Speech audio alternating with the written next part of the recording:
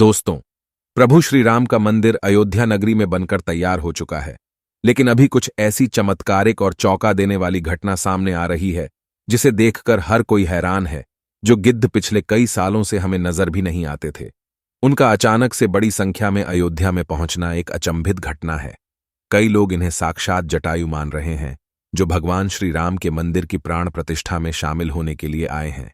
लोगों को हैरानी इसलिए भी हो रही है क्योंकि यह प्रजाति जो लगभग विलुप्त के कगार पर थी, उसका इतनी बड़ी संख्या में अयोध्या पहुंचना वाकई में एक चमत्कार है। और यह खबर जब मीडिया के अंदर पहुंची तो सब जगह भगवान श्री राम के चमत्कार की चर्चा होने लगी। आज आपको इस वीडियो के माध्यम से श्री राम लला की प्राण प्रतिष्ठा से पहले हो रहे चमत्कारों के बारे में बताएंगे, जिसे सुनकर आप भी चौंक जाएंगे। साथ में यह भी जानेंगे कि आप आखिर क्यों नेपाल से जो 2 विशाल शिलाएं लाई गई थीं, जिससे भगवान श्री राम की मूर्ति बनाई जानी थी, लेकिन उनसे मूर्ति ना बनाकर दूसरे पत्थरों को क्यों लाया गया। दोस्तों, स्वागत है आपका। आगे चलने से पहले वीडियो को लाइक और चैनल को सब्सक्राइब जरूर कर दें। चलिए वीडियो में आगे चलते हैं। जिस मौके का इंतजार सारी दुनिया बेसब्री से कर रही थी, वह मौका अब आ चुका है। अयोध्या में प्रभु श्री राम का मंदिर बनकर तैयार हो चुका है। 22 जनवरी को राम लल्मा की प्राण प्रतिष्ठा की जाएगी, लेकिन उससे पहले ही चमत्कार के ऊपर चमत्कार देखने को मिल रहे हैं। सबसे पहला चमत्कार तब हुआ जब लोगों को अचानक जटायु के वंशज गिद्ध आसमान में उड़ते दिखाई दिए। यहां तक कि भगवान श्री राम के भक्त इन्हें राम मंदिर की प्राण प्रतिष्ठा में आए मेहमान समझ रहे हैं, क्योंकि पिछले कुछ सालों में यह प्रजाति विलुप्त सी हो गई थी। लेकिन राम लल्ला की प्राण प्रतिष्ठा नजदीक आते ही अयोध्या के आसपास बड़ी संख्या में गिद्धों का पहुंचना किसी करिश्मे से कम नहीं, क्योंकि गिद्ध ऐसा प्राणी है जो भारत से विलुप्त के कगार पर है। ऐसे में प्रभु श्री राम की प्राण प्रतिष्ठा से पहले बड़ी संख्या में गिद्धों का दिखना सचमुच एक देवीय चमत्कार है। इसे लोग भगवान का चमत्कार मानकर पूजा कर रहे हैं। अब दोस्तों, यह इतनी बड़ी बात कोई संयोग तो नहीं हो सकती है। कुछ बुद्धिजीवी लोग रामायण के होने पर ही सवाल उठाते हैं। उन लोगों का तो यह मानना है कि रामायण असल में एक कहानी थी, मगर दोस्तों, आज भी रामायण से संबंधित कई सारे सबूत मौजूद है जो हर किसी को मानने के लिए मजबूर कर रहे हैं। जैसे भगवान राम जी ने लंका जाने के लिए जो पुल बनाया था, वह आज भी मौजूद है। वैज्ञानिकों ने उस पुल को देखकर कह दिया कि यह कोई प्राकृतिक नहीं है, बल्कि यह इंसानों द्वारा बनाया गया पुल है। और जिस जगह पर वह पुल बनाया गया था, वह आज भी उसी जगह पर मौजूद है। उस समय भगवान श्री राम ने अपने चमत्कार से पत्थर को पानी के ऊपर तैरा दिया था, और उन तैरते हुए पत्थरों पर कदम रखकर वानर सेना लंका गई थी। दूसरा बड़ा सबूत खुद रावण की लंका है। रावण की लंका आज भी मौजूद है। जटायु गिद्ध प्रजाति से ताल्लुक रखते थे, वहीं जटायु भगवान श्री राम के परम भक्त थे। दोस्तों, जटायु और भगवान श्री राम के बारे में रामायण में भी कई बार हमें जिक्र मिलता है। जब भगवान श्री राम को अपने पिता द्वारा वनवास का आदेश मिला था, तब पंचवटी में भगवान श्री राम की मुलाकात पक्षीराज जटायु से हुई थी। जटायु माता सीता को अपनी पुत्री के समान मानते थे। दरअसल जब रावण माता सीता को हरण करके लंका ले जा रहा था, तब जटायु ने ही माता सीता की रक्षा हेतु रावण से युद्ध किया था। वही जटायु जिन्होंने अपने पंखों से रावण को बहुत चोट पहुंचाई थी। रावण के शरीर को जटायु ने लहूलुहान कर दिया था। इस संघर्ष में जटायु ने अपने प्राणों की आहुति दी थी। इसी स्थान पर आज छत्तीसगढ़ के दंडकारण्य में गिराज जटायु का मंदिर है।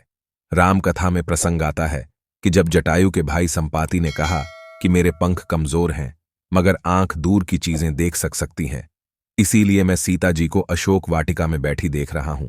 अयोध्या में आए गिद्धों के झुंड को लोग साक्षात जटायु का वंशज मान रहे हैं। दोस्तों, अयोध्या नगरी के अंदर ही भगवान श्री राम का जन्म हुआ था, जिसका जिक्र वाल्मीकि जी की रामायण में भी है। सालों तक चले रामराज्य के बाद जब श्री राम ने जल समाधि ले ली, तो अयोध्या नगरी सुनी हो गई। राम जन्मभूमि मंदिर का बाबर के सेनापति मीर बांकी ने ध्वस्त करवाया था। मस्जिद की 3 गुंबद थी, जिसके बाहरी हिस्से में एक चबूतरे में श्री राम के बाल स्वरूप की पूजा होती थी। इसे राम चबूतरा कहते थे, जो सदियों से राम चबूतरे पर विराजमान थी। बाबरी मस्जिद और राम जन्मभूमि मंदिर पर सालों चले विवाद के बाद आखिरकार श्री राम की अपनी ही जन्मस्थली पर प्राण प्रतिष्ठा हो रही है। अब एक सवाल यह है कि आखिर अयोध्या में भगवान श्री राम की मूर्ति बनाने के लिए नेपाल से 2 विशाल पत्थरों को लाया गया था। इन पत्थरों को लाने के बाद आखिर क्यों उन पत्थरों से मूर्ति नहीं बनाई गई? ऐसी क्या वजह थी कि नेपाल के उन दो पत्थरों को छोड़कर दूसरे पत्थरों का प्रयोग मूर्ति बनाने में किया गया? दरअसल राम मंदिर के निर्माण का काम पूरा होने के बाद फरवरी में नेपाल के काली गंडकी तट से दो विशाल शिला एन अयोध्या लाई गई थी।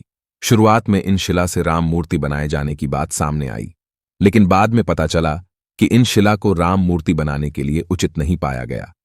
भारतीय मीडिया में छपी कुछ खबरों के मुताबिक इन पत्थरों से मूर्ति नहीं बनाए जाने की एक वजह राम मंदिर से जुड़े संतों की ओर से जताई गई आपत्ति थी।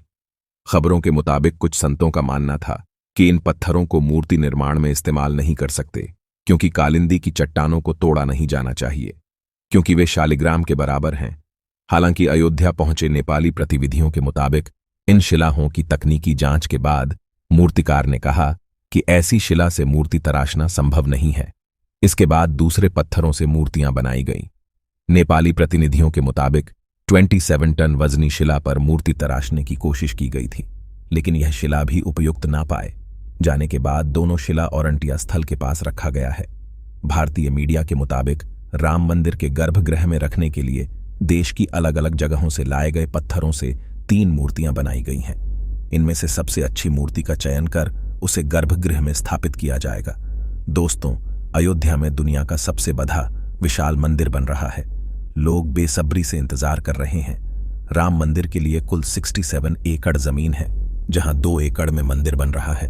पहले मंदिर के मुख्य शिखर की ऊंचाई 128 फीट थी, अब यह 161 फीट होगी। 3 की जगह 5 गुंबद और एक मुख्य शिखर होगा। पौराणिक मान्यताओं के अनुसार उज्जैनी के राजा विक्रमादित्य जब यहां आखेट करने आए तो उन्हें उजाड़ भूमि पर कुछ चमत्कार दिखाई देने लगे। खोज की तो पता चला कि यह श्रीराम की जन्मभूमि है। इसके बाद उन्होंने यहां श्रीराम के भव्य मंदिर का निर्माण कराया, जिसमें काले रंग की कसौटी पत्थर वाले 40 स्तंभ थे। समय समय पर यहां राजाओं ने मंदिर की देखभाल की, लेकिन 14वीं शताब्दी में जब भारत पर मुगलों का शासन हुआ तो श्रीराम मंदिर को नष्ट कर वहां बाबरी मस्जिद बना दी गई। प्रधानमंत्री नरेंद्र मोदी ने 5 अगस्त 2020 को अयोध्या में राम मंदिर की आधारशिला रखी थी। साल 1994 में बाबरी मस्जिद को ढा दिया गया था, जिसके बाद हिंदू पक्ष और मुस्लिम पक्ष के बीच प्रयागराज हाई कोर्ट से लेकर सुप्रीम कोर्ट तक लंबी कानूनी लड़ाई चली। इसके बाद नवंबर 2019 में कोर्ट ने ऐतिहासिक फैसला सुनाया और आदेश दिया कि अयोध्या में विवादित जमीन पर मंदिर बनाया जाए। इस फैसले में यह भी शामिल था कि केंद्र सरकार मस्जिद के निर्माण के लिए सुन्नी वक्फ बोर्ड की 5 एकड़ वैकल्पिक जमीन उपलब्ध कराए। अब दोस्तों, आप इसे लेकर क्या सोचते हैं? कमेंट के माध्यम से जरूर बताएं। अगर आपको यह वीडियो अच्छी लगी हो, लाइक करके चैनल को सब्सक्राइब कर कमेंट बॉक्स में जय जय श्री राम जरूर लिखें और इसे ज्यादा से ज्यादा शेयर करके बाकी लोगों तक भी पहुंचाएं। तो मिलते हैं अगली वीडियो में। धन्यवाद।